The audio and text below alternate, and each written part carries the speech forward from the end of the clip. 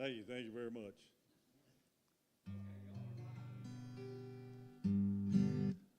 Well, I don't know. I just got a shock here myself. We may be all okay. Well, I guess we better get started. All right. Turn to number 547. I stand amazed in the presence. Yeah, and I don't know if you can sing it sitting down or not.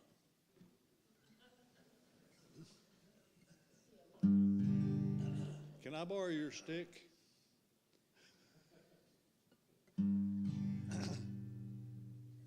Okay, here we go. I stand amazed in the presence of Jesus the Nazarene, and wonder how he could love me, a sinner condemned unclean. How marvelous, how wonderful, and my song shall ever be. How marvelous, how wonderful is my Savior's love for me. For me it was in the garden, he prayed not my will but thine. He had no tears for his own griefs, but sweat drops of blood for mine. How marvelous, how wonderful, and my song shall ever be. How marvelous, how wonderful is my Savior's love for me. He took my sin and my sorrows, he made them his very own. He bore the burden to Calvary and suffered and died alone. How marvelous, how wonderful, and my song shall ever be. How marvelous, how wonderful is my Savior's love for me. When with the ransomed in glory, his face I at last shall see. He bore the burden to Calvary and suffered and me. How marvelous, how wonderful, and my song shall ever be. How marvelous, how wonderful is my Savior's love for me. What a fellow. That's we're going to 333.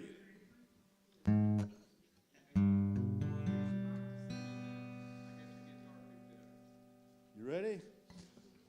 What a fellowship, what a joy divine, leaning on the everlasting arms.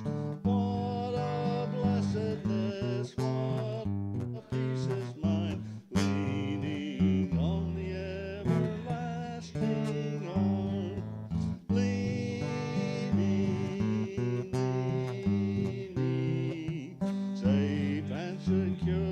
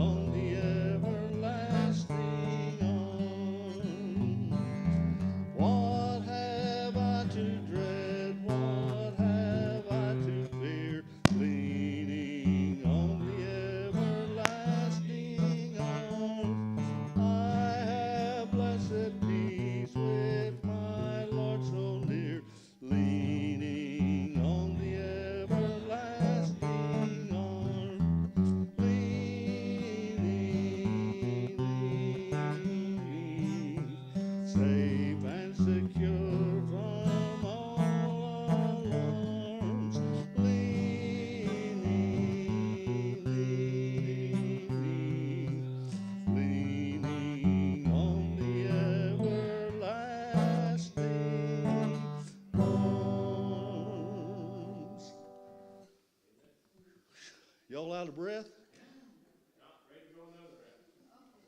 Okay. Be seated. We're Take a deep breath. Get ready. Ken's got a lot for us. Nah. We get someone to take the minutes? We did. Oh, okay. We did. Boy, that's loud. Do I need to turn this off, Terry? He's got it. Okay. All right. Now, before we get started tonight, bit of a disclaimer, you might say. I realize that I'm actually preaching to the choir tonight. Okay? You are the Wednesday night crowd. You're here. I just want to kind of let you know that. I'm hoping that this is an encouragement.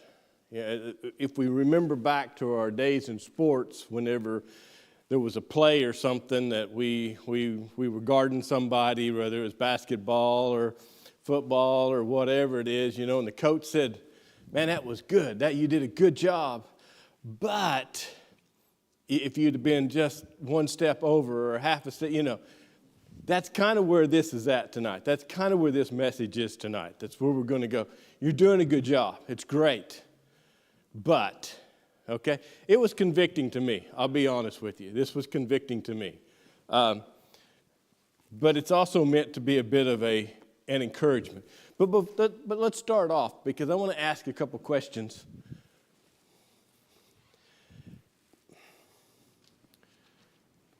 What is a legacy? A legacy. A legacy. What is a legacy? Someone leaves a...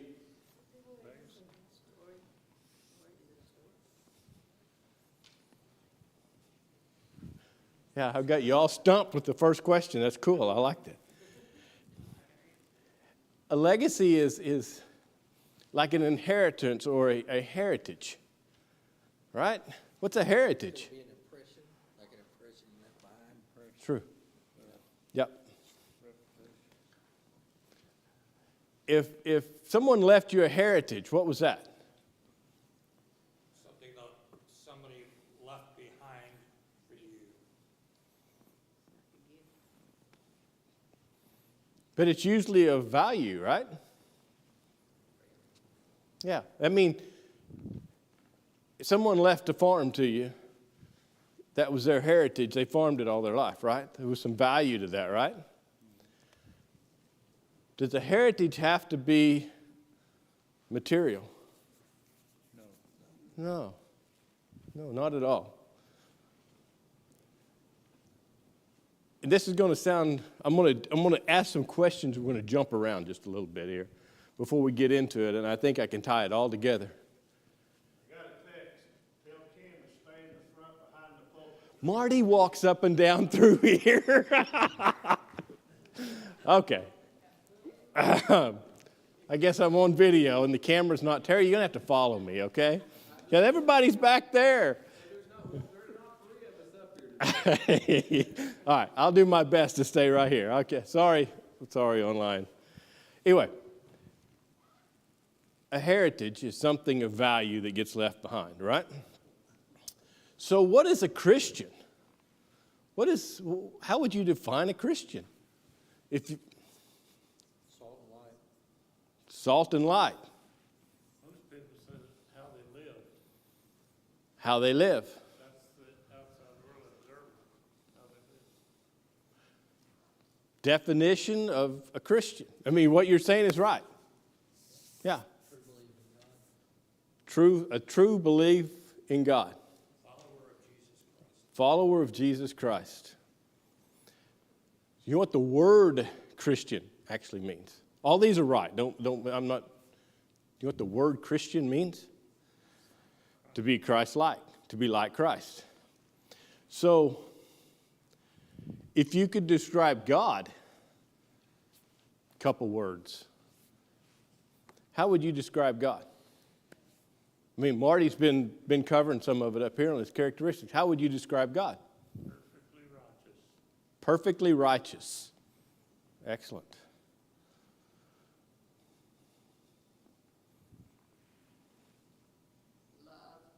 Love.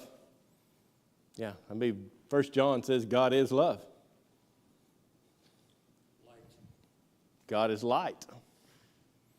And his light drives out darkness. I heard a message that things like love, God defines love, but love does not define God. God. Same thing with light, Right. mercy, the others, because it's hard to fathom that there's none greater. He defines it to us, and that's what we should strive for, but we can't lock him. Right. We can't understand the depth of his love, his light, his mercy, his grace. No, you're right. Actually, it doesn't define, the Bible doesn't define God as love. Right. It says he is love. So, we're going to bring this a little bit closer down to how do they say, the rubber meets the road? We're going to put shoes on it. What does a Christian look like? What does a Christian look like?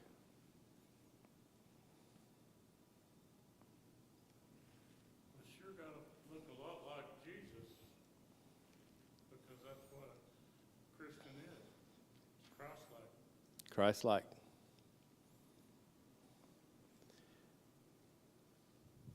Yeah, there was and I just went blank, the guy's name. I hate this. Anyway, the head of the Salvation Army. Years ago, when they first started the Salvation Army over in Europe, London, he had set his ranks up in a sense where he had, I think, captains and sergeants and et cetera in his ranks, but he sent them all out in the city. And at Christmas time every year, he would bring them back for almost like a banquet thing. And they said this particular year for Christmas, he brought everybody in. Everybody he could get come in. They didn't have a lot of money. They didn't have a big elaborate banquet, but he had a banquet, a meal for them.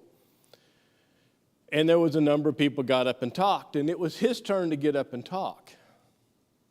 And they said he walked up to the podium, the deal, in this kind of a banquet room.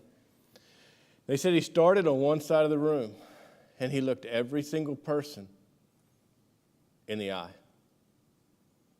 all the way across and went back. And they said he turned and looked. He leaned forward just a little bit, and he said, "Others." And he turned and walked and sat down. That's all he said.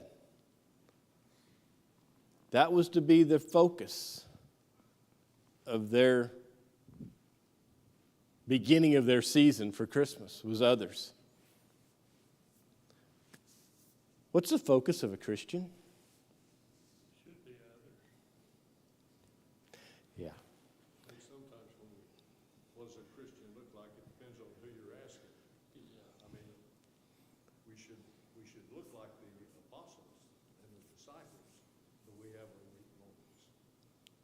And that's kind of where I'm at. That's excellent, because that's kind of where I'm at with this lesson tonight is you're doing a good job.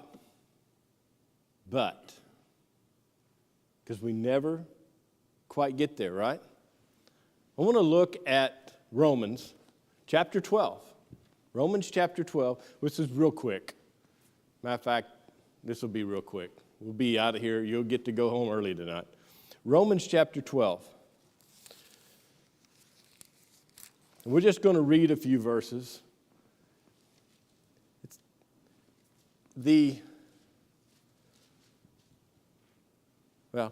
Let me read these verses.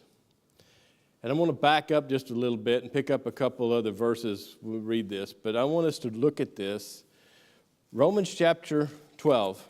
Let's say 11, chapter 12, excuse me, chapter 12. Most people that preach this, or teach this starts off with verse 1, I beseech you therefore, brethren, by the mercies of God, that you present your bodies a living sacrifice, holy, acceptable unto God, which is your reasonable service. But I'm not going to start there. I want you to skip down to verse 9. And I'll kind of fill you in just a little bit because he goes on and explains a little bit here. Verses 3 through 8 talks a little bit about the church and how there's members of the church and etc. This is really a parallel verse to 1 Corinthians chapter 11, 12, and 13. 12, 13, and 14. You remember Paul's writing about the instructions of the spiritual gifts. And all the way through chapter 11, he's talking about the spiritual gifts. Chapter 12. And then he says there's something greater than the gifts. And he stops and the whole chapter of 13 is on love. And then he picks it back up in chapter 14, right back talking about spiritual gifts. He just pauses right there. Well, this is almost a parallel verse. I'm going to read this, then we're going to go back and we're going to kind of take apart some of these verses here because he covers like 13 different things here in just a few short verses, all the way to the end of the chapter. It's absolutely, this was convicting to me. But I'm going to pick up in chapter 9. Verse 9, and read just a few verses here. Just follow along and listen. Just listen to Paul's instructions here to the Romans. Let love be without dissimulation. Dissimulation is a pretense, to pretend something. And we're going to cover all this. Let love be without dissimulation. Abhor. There's a word we use regularly right there. Abhor that which is evil. Cleave to that which is good. Be kindly affectionate one to another with brotherly love, in honor, preferring one another. Not slothful in business, fervent in spirit, serving the Lord. Rejoice in hope, patience in tribulation, continuing instant in prayer. Distributing to the necessities of saints, giving to hospitality. Bless them which persecute you. Bless and curse not. Rejoice with them that rejoice. Weep with them that weep. Be of the same mind one toward another. Mind not high things. Be condescending to men of low estate. Be not wise in your own conceit. Recompense no man evil for evil. Provide things honest in the sight of all men. If it be possible, as much as liveth in you, live peaceably with all men.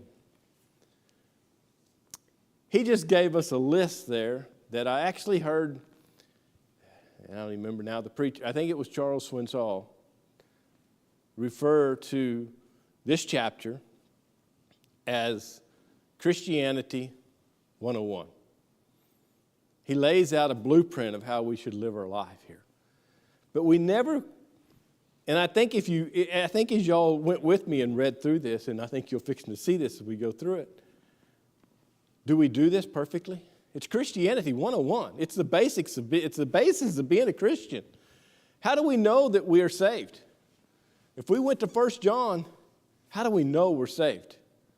Because he tells us, these things I write to you that you may know that you're saved. He tells us that if you love the brethren, you are part of his family. If you keep my commandments, you are part of his family. He gives a whole list in there of things that we know that we're saved. And at kind of the end of that chapter 2, he tells us that these things I write to you that you may know. Right? So these are things that ought to be in our life. Right here. These are things that ought to be in our life.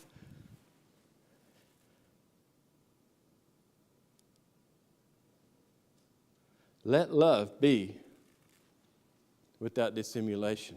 The Living Bible. Listen to this. The Living Bible. Don't just pretend to love others. Really love them. Don't just pretend to love others. Really love them. What's that mean? You know, it's interesting because this word love and loving the brothers, it's huge. It is the Christian life. It's others, right? But we've pushed this pendulum from years ago. We love someone in a sense so much that we made sure they did this. Because we love you, we make sure you do. And there was a rigidness to it. And today, this pendulum swung all the way over here on the other side where if you don't accept me, you don't love me. Right? So there's this huge, and that's not what Paul's writing. Paul's writing here, what does love look like? What does love look like? You know what? If we went to 1 Corinthians and read all of 1 Corinthians, we'd see a different perspective of love than probably what we think of in our mind. Love believes all things, hopes all things. Have you ever thought about that? I can't walk back there. I got to stay up here.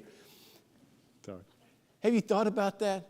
Love believes all things. We can go to 1 Corinthians. Love believes all things. That means if someone tells you something, oh, I don't believe you. Really? Really? Because it just said love believes all things. So if someone tells you something, I don't think that's his motive. I don't think that's why. Really? Because if we love them, do we believe them? Yeah, we've been burnt so many times. This is going to get real fun in a minute. We've been burnt so many times that a lot of times we don't believe people. Right? Yeah. Should we be vulnerable? Yeah. You know what? And this probably very few people in here even know this, but in the last month, well, probably 6 weeks now, we've had 2 different people come to this church during church service and ask for help, money. Guess what? They were given money both times. You know what? I worked at a large church in Oklahoma City, and I dealt with what they call panhandlers every single week. It was the same story every single time. How do you deal with that? Because if I love them, do I believe them? Do they really need help getting to Walters, Oklahoma? Do they need help to get to Cal? I don't know. I don't know. But this says that we are to love and don't pretend, but we're really to love them. Now, we love our kids because we make them mind. So there's a whole other side of this. So what's love? Abhor, the word we use regularly, right? Abhor that which is evil. Hate what's wrong. You know what the word abhor really means? To vehemently, I didn't say that right, I'm sure, vehemently hate evil. It's stronger than hate. Abhor evil. Hate what's wrong. Cleave to that which is good. Hold tight to that which is good. Listen, you know what holiness is? Holiness is separating yourself from evil, but it's also cleaving yourself to God. Most people miss that part of holiness. Holiness is a separation from, but it's actually a separation to. Abhor that which is, that's holiness. Abhor that which is evil. Abhor it. You know what cleave means? Cleave to that which is good. You know what cleave means? Glue. Glue yourself to that which is good. I'm the only one having fun again tonight. This is amazing. Verse 10, be kindly affectionate one to another with brotherly love. There it is again. Be kindly affectionate. Love each, the Living Bible. I'm giving you all two here. One of them's to King James, the other one's on every one of these. The Living Bible. Love each other with a genuine affection. Genuine. Not fake. If you say you're going to pray for somebody, pray for them. Don't tell them. You know what? John 3:16. For God so loved the world that he told everybody that he loved them, right? No. John 3:16, for God so loved the world that he gave his only begotten Son. He didn't tell them. He showed them. He did it. That's what this is saying. Be kindly affectionate one to another with brotherly love. Love each other with a genuine love. In honor, preferring one another. What does that mean? Take delight in honoring another. Take delight in honoring another. That's actually this word in honor, preferring one another. Be kindly affectionate one to another with brotherly love. In honor, preferring one another. It's actually gives this preferring in here is actually a word that means almost like a competition. Outdo somebody in honoring somebody. It's called others. Every bit of this is others. Every bit of this is others. Be kindly affectionate one to another with honor. Take delight in honoring each other. Not slothful in business. Never be lazy but work hard is the NIV. Oh, I love this one here. We're almost done. Fervent in spirit, serving the Lord. This is Christianity 101. What does fervent in spirit, serving the Lord mean? Serve the Lord with some enthusiasm. Literally, that's what it means. No, really. Do we not enjoy, like I said, I'm probably the only one here really having fun, but do we not enjoy being around other Christians? Do we not enjoy Christianity 101? That's what this is. Fervent in spirit, serving the Lord. Serve the Lord with enthusiasm. Rejoice. Have some fun. Then the very next one, rejoice in hope. The Living Bible really stepped it up a little bit there. They said, rejoicing in our confidence in hope. What's that hope? What's the hope? No matter what happens, we are His. There's nothing in this world that can touch us in any way, shape, or form. The worst thing that can happen is I die. Instantly, I'm in heaven. Do you see the hope? I'm the only one having fun again. Really? Do you see this? Yeah. Yeah, rejoice in hope. Patience in tribulation. Do we have problems? Do we have problems? Yeah. James tells us it's coming. Trouble's coming. What does he say? Rejoice. No, literally that's what James tells us. Rejoice in tribulation. We're going to have it. Enjoy it. I mean, I don't know how else to put it, but that's all. That is almost literally why. Because no matter what happens, we have a hope. That's not really why. Why? Why should we joy? Why should we be patient in tribulation?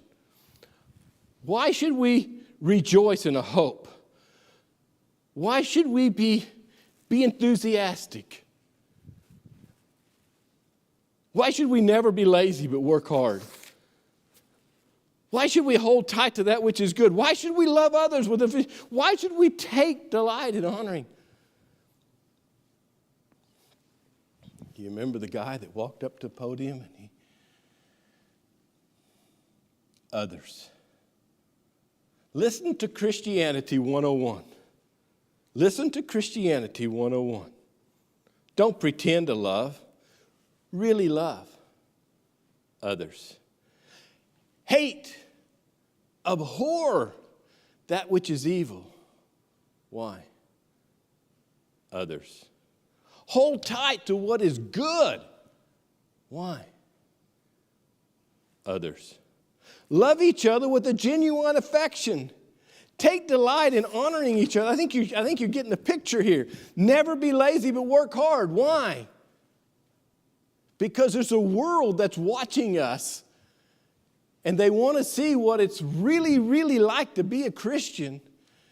And when we pass from this life and we go to the next, there's a tombstone that they're going to place. The first date is going to be the date you were born. Do you have any say-so about that date? Nope. The last date on there is the date you took your last breath. Do you have any say-so about that date? There's a dash in between, right? We have something to say about that dash. Because in reality, and I'm going to have this on my tombstone, and it's going to be one way or the other, but I want you to think about this. Right behind my date, whatever that date is, the last date, there's going to be a dot, dot, dot. You know what that means? It didn't end. I'm leaving something behind. I'm leaving a heritage behind. Whether it's a value or whether it's not, we all leave. People are going to remember us. Our kids are going to portray what we hopefully instilled in them to the next generation. That's called a heritage. We don't stop when that date. That doesn't mean we stopped right there. That means we took our last breath. That's it. But we live after that. I mean, the funeral of Brother Henry there, oh my. What he left behind.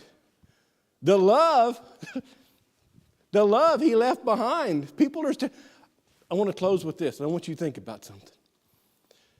John R. Rice, and I got a whole bunch of stuff, I'm going to close. John R. Rice was an old-time camp preacher, wrote a lot of different commentaries, was a hard preacher. I mean, if you ever get a chance to YouTube it, John R.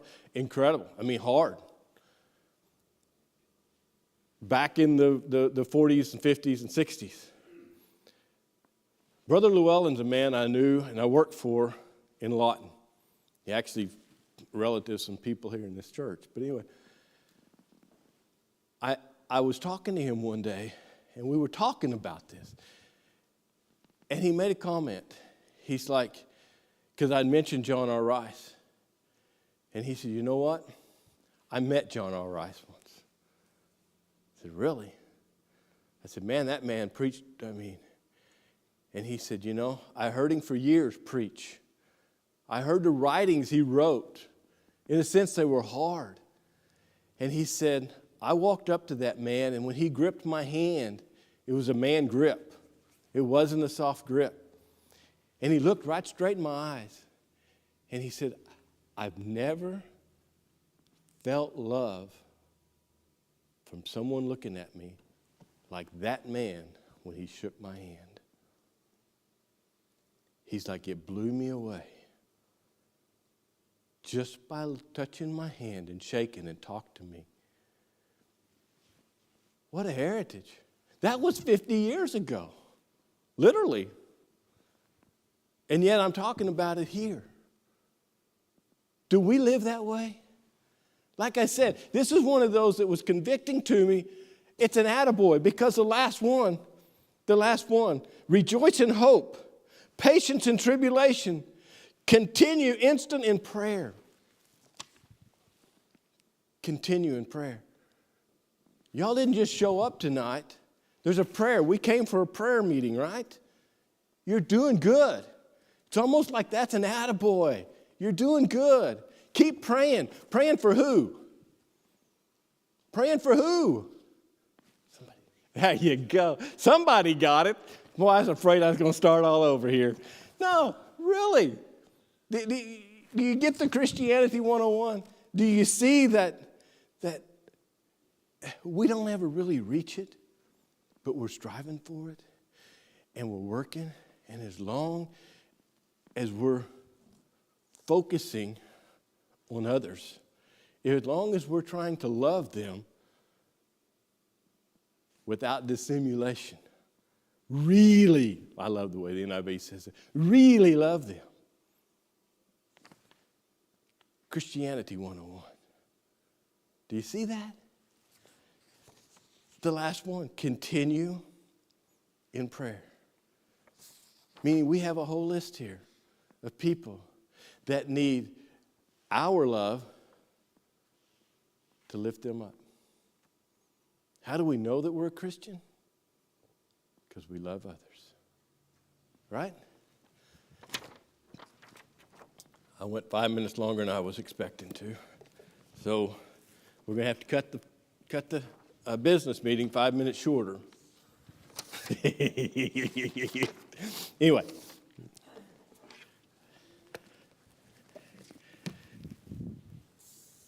We're going to raise some people up tonight before God. I'm going to kind of walk over this just a little bit. I'm going to do it like I normally do it. I know Marty has his way of doing it. Brother Fred had his way of doing it. I don't know if anybody's right, if anybody's wrong, but if you feel like loving someone and you want to lift them up that's on this list, just one person. I'm going to let you stand up and pray for that one person, or the whole list, or whatever you want. But anyway, we're going to kind of... Hey friends, before you go, if you have a prayer request, we invite you to send us an email at prayforyou@att.net. That's PRAY4YOU@att.net. Or call the church office at 405-381-2492. If you'd like to learn more about our children's, youth, men's, women's, or senior adult ministries, visit our website at fbctuttle.net. Thanks again for joining